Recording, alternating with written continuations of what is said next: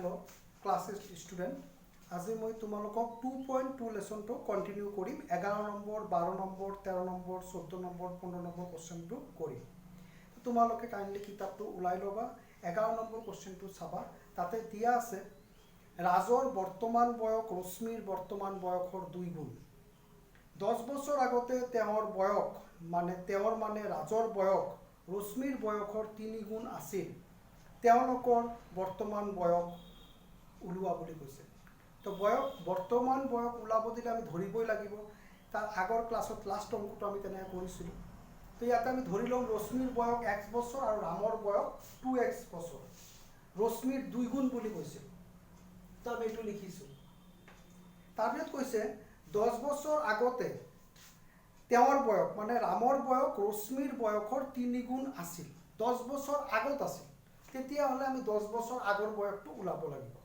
বৰ্তমান বয়স যেহেতু আমি লিখি লৈছো তো 10 বছৰ আগৰ বয়সটো আমি উলাব পাৰি মাইনাস কৰি উলাব লাগিব বৰ্তমান বয়সৰ পৰা আমি লিখিছো 10 বছৰ আগতে ৰশ্মিৰ বয়স আছিল x - 10 বছৰ আৰু ৰাজৰ বয়স হ'ব 2x - 10 বছৰ এতিয়া আমাক কৈছে 10 বছৰ আগতে ৰাজৰ বয়স ৰশ্মিৰ বয়সৰ 3 গুণ আছিল তাহলে কোনে ডাঙৰ ৰাজ ডাঙৰ কিমান ডাঙৰ 3 গুণ ডাঙৰ তেতিয়ালে দুই পক্ষ যদি আমি সমান কৰি সমীকৰণ বনাব লাগে তেতিয়ালে আমি 3 টো ৰশ্মিৰ লগত পূৰণ কৰিম তেতিয়ালে আমি এনেকা লিখিম 2x - 10 is equal 3 into x minus 10 এটো লিখিলো ই 3 গুণ ডাঙৰ বুলি কৈছে কিমান ডাঙৰ 3 গুণ ডাঙৰ কোনে ডাঙৰ কোশ্চনত চাবা কোনে ডাঙৰ আছে তেও মানে কোনে ৰাজ কাটকৈ ডাঙৰ ৰশ্মিতকৈ তো আমি দুই পক্ষ সমান কৰিব কাৰণে ৰশ্মিৰ লগত 3 গুণটো কৰিলো এতিয়া আমি সমীকৰণটো সমাধান কৰিম 3x - 10 হৈ গল 2x minus 3x minus 10 oh sorry itu 30 hobo minus 10 to epai loi plus 10 itu kiman hobo minus x itu biog korle kiman hobo minus 20 tetia hole x is equal to kiman olai gol 20 to rosmir bortoman boyok hobo 20 বছর আর রামর বর্তমান বয়স হবো 40 বছর হই গল এতিয়া তোমালোকে চাবা 12 number কোশ্চেনটো ৰানুৱে তাই হাতত থকা 500 টকীয়া নোটখন ওচৰৰ দোকান এখনত খুচুৰা কৰিবলৈ গ'ল ৰানুৰ হাতত 500 টকা নোট এটা আছিল ই ওচৰৰ দোকানত খুচুৰা কৰিব গ'ল দোকানীজনে তাইক কেইটামান 50 টকীয়া আৰু কেইটামান 20 টকীয়া নোট মিলাই 19খন নোট দিলে 20 টকীয়া আৰু 50 টকীয়া নোট লগ লগাই 19খন নোট দিলে 19খন নোট তার কিমান হৈছে 500 টাকা হৈছে আৰু এতিয়া আমাৰ প্ৰশ্ন কৰিছে ৰানুৱে প্ৰত্যেকটো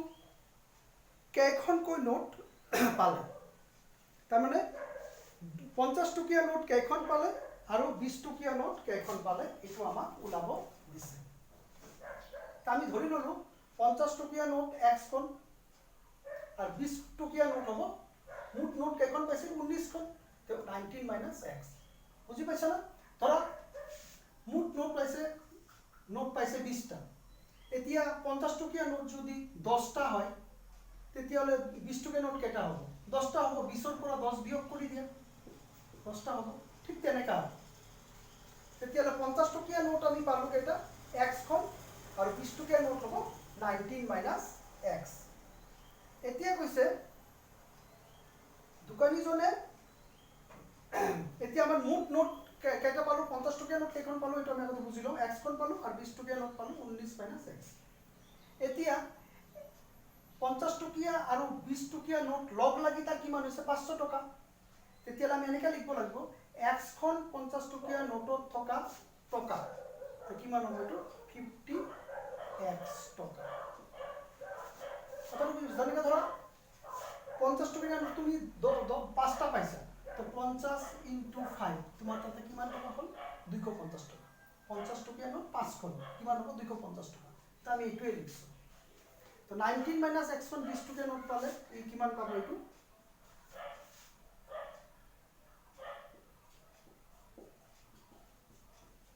x টকা হৈ গ'ল এতিয়া দুটা লগ লাগি কিমান হৈছে 50x plus 20 19 minus x is equal 500 50x plus 19 লগত পূৰণ কৰি দিয়া 20 380 minus 20x is equal 500 50 পৰা 20 বিয়োগ কৰিব পাৰি 30x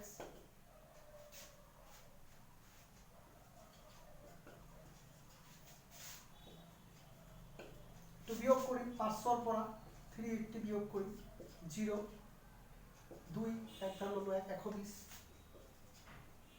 x is equal 120 by 30 x is equal 0 0 কাটিব 3 দি 12 কাটিলে 4 বাৰ 4 তো 50 টকীয়া নোট 4 খন আৰু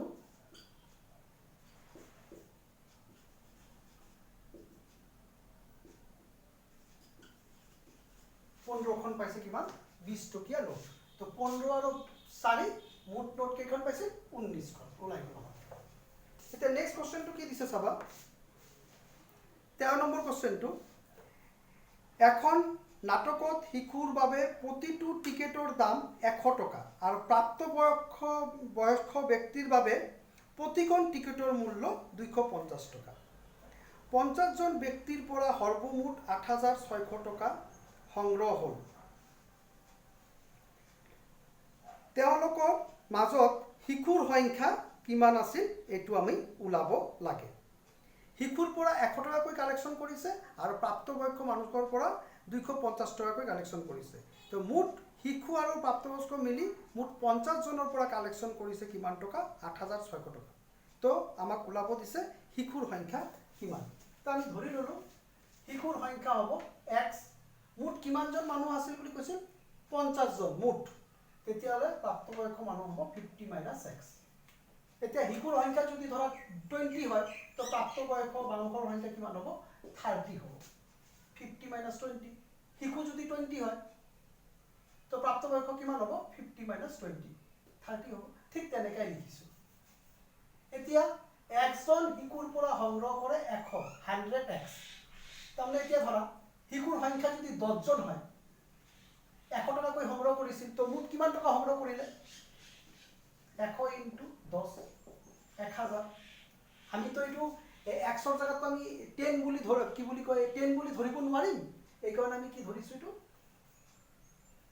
10 ৰ জায়গাত আমি কি ধৰিছো x বুলি ধৰিছো আমি 10 20 এনেকা ধৰিব নোৱাৰিম আমি নাজানো এইটো কোন কেজন শিশু আছিল আমি ক'ব নোৱাৰো এইটো আমি x ধৰিছো আমি তোমালোকক বুজোৱাৰ কাৰণে এইটো আমি লিখিছো যে এইটো আমি কেনেকা পাম 100x x জন শিশুৰ পৰা সংগ্ৰহ হ'ব 100x তাৰমানে মুঠ 7 কেজন শিশু আছে তাৰ লগত 100 টকা পূৰণ কৰি দিলে টকাটো ওলাই যাব ঠিক তেনেকে 50 minus x জন প্ৰাপ্তবয়স্কৰ পৰা সংগ্ৰহ হ'ব 250 into 50 minus x প্ৰাপ্তবয়স্ক মানুহ যিমানজন আছে তাৰ লগত 250 পূৰণ কৰি দিব লাগিব আৰু এই দুটা লগ লাগি আমাক কিমান টকা উঠিছে 8600 টকা তো আমি এইটো লিখি নিদিয়ে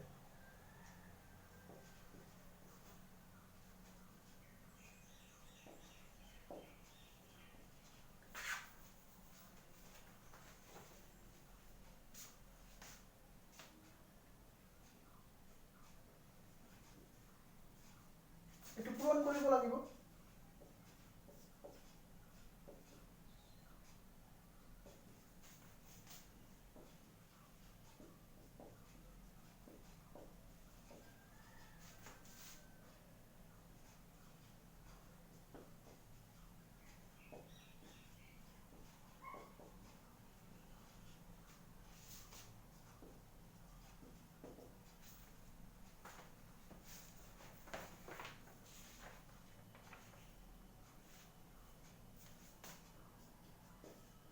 2 বিয়োগ করলে কত মাইনাস মাইনাস ক্যান্সেল হবে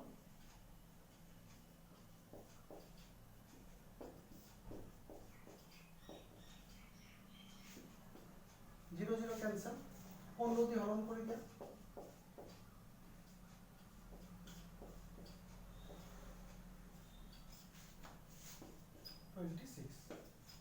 তেতিয়াহ'লে x মানে 26 হ'লে শিশুৰ সংখ্যা হ'ব 26 জন। এতিয়া আমি 14 নম্বৰ অংকটো চাওঁ। 14 নম্বৰ অংকটোত কি দিছে চোৱা, এটা সংখ্যা 4/5 অংশ সংখ্যাটোৰ 2/3 অংশতকৈ 6 বেছি। এটা সংখ্যাৰ 5 ভাগৰ 4 ভাগ সংখ্যাটোৰ 3 ভাগৰ 2 অংশতকৈ 2 ভাগৰ 2/3 অংশতকৈ 6 বেছি বুলি কৈছে।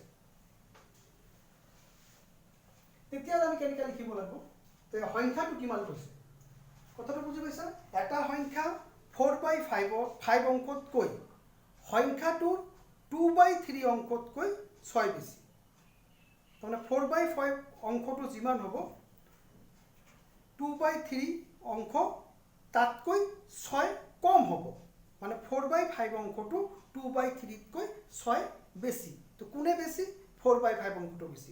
কাতকৈ বেছি? 2/3 অংশতকৈ বেছি। তো এইটো আমি সমীকৰণ আকাৰে লিখিব লাগিব। তো সংখ্যাটো কিমান আগতে ধৰিম আমি এইটো x। x সংখ্যাটো 4/5 অংক হ'ব 4x/5 আৰু x সংখ্যাটো 2/3 অংক হ'ব 2/3x। এতিয়া 4x/5 অংকটো 2/3 অংশতকৈ 6 বেছি। ইয়াতকৈ 6 বেছি। 2/3 অংশতকৈ 6 বেছি। তেতিয়াহ'লে আমি 6টো এইফালে যোগ কৰিম। এতিয়া আমি 4x/5 minus 3x এইফালে আনিলোঁ। লসাগু 15 হ'ব। 5 দি 15 হৰণ কৰিম। 5 দি 15 হৰণ কৰিলে 3 বাৰ।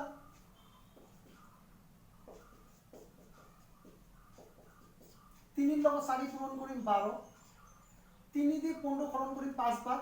5 2 বাৰ 10।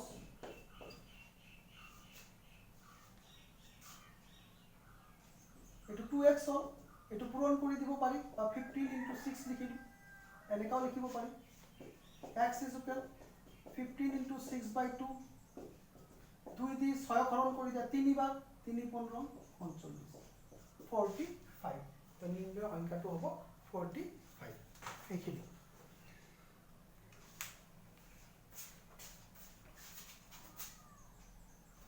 তো আমি এইটো বুজি পালোঁ কেনেকৈ কৰিলোঁ। এতিয়া আমাৰ নেক্সট কুৱেশ্যনটো আছে কিমান নম্বৰ চাবা এইটো। আমি আজি আৰু এটা অংক কৰোঁ 15 নম্বৰ অংকটো। 15 নম্বৰ অংকটোত কি দিছে চাবা।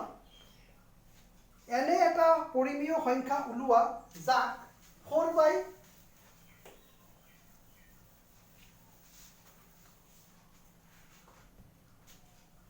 এনে এটা পৰিমেয় সংখ্যা ওলোৱা যাক 4/3ৰে পূৰণ কৰি পোৱা পূৰণফল 2/5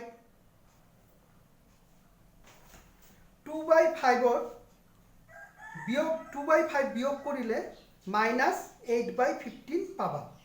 এনে এটা পৰিমেয় সংখ্যা ওলোৱা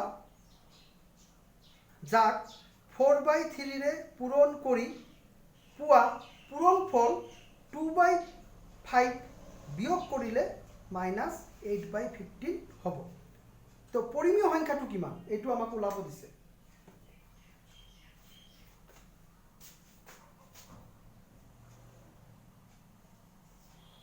লেট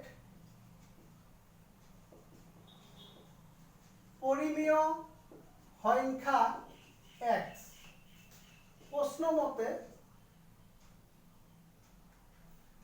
পৰিমেয় সংখ্যা ওলোৱা যাক 4/3ৰে পূৰণ কৰিব লাগে। পৰিমেয় সংখ্যাটো 4/3ৰে পূৰণ কৰিব লাগে। পূৰণ কৰি পোৱা পূৰণফল হৈছে তাৰ পৰা 2/5 বিয়োগ কৰিলে বিয়োগফল এইটো বিয়োগ কৰি দিয়াৰ পিছত ইয়াৰ পূৰণ কৰি তাৰপিছত 2/5 বিয়োগ কৰিলে বিয়োগফলটো কিমান হ'ব 8/-15। একদম সহজ কথাবিলাক যদি অলপ মন দি বুজিব চেষ্টা কৰা তেতিয়াহ'লে আমি পাৰি কৰিম। পৰিমেয় সংখ্যাটো x তাৰ লগত 4/3 পূৰণ কৰিলে যি পাম তাৰ পৰা যদি 2/5 বিয়োগ কৰি দিওঁ বিয়োগফলটো এইটো বিয়োগ কৰিলে বিয়োগফলটো হ'ব -8/15। এই কৰি আমি সমীকৰণটো বনাই ল'লোঁ। এতিয়া আমি এইটো সমাধান কৰিব লাগে। তো লসাগু কিমান হ'ব 15। 3 দি 15 হৰণ কৰিলোঁ 5। 5 4 বাৰ 20। 5 দি 15 হৰণ কৰিলোঁ 3। 10 minus 8 by 15 তলত চোৱা এটা 15 আছে ইয়াতো 15 আছে 15 15 ক্যান্সেল হ'ব 20x minus 10 minus 8 20x is equal minus 8 plus 10 20x is equal 2 x is equal 2 by 20 x is equal 1 by 10 হল না কথাটো বুঝি পাইলা তো লখাব ললো আমি 3 15 3 দি 15 হরণ করিলো 3 5 বার 5 4 বার 20 হল 5 দি 15 হরণ করলো 3 বার 3 2 বার সরি 5 দি 15 হরণ করলে কি মান হবে 3 হবে 3 2 বার 6 এটো সরি এটো ভুল হইছে 6 হবে এটো হ্যাঁ সরি 6 হবে এতিয়া আমি কি করলো 15 15 ক্যান্সেল করব পারবো এখানেও 15 এখানেও 15 ক্যান্সেল করে দিলু তো -8 -6 to এখানে হলো +6 এটো হবে তোমার -2 -2 20 দি হরণ করিলো 2 দি -1/10 তো পরিমেয় সংখ্যাটো কি হবে -1/10 এনে কৰি আমি অংকটো কৰিব লাগে তাহা কৰি তোমালোকে এটো বুজি পাইছা নেক্সট ডে আমি আৰু দুই এটা অংক কৰিম তাৰ পিছত মাল্টিপল চয়েস কোশ্চেন আছে 42 পেজ 43 পেজত এইখনৰ আলোচনা কৰি আমি এই লেসনটো নেক্সট পাৰ্টত সমাপ্ত কৰিম ধন্যবাদ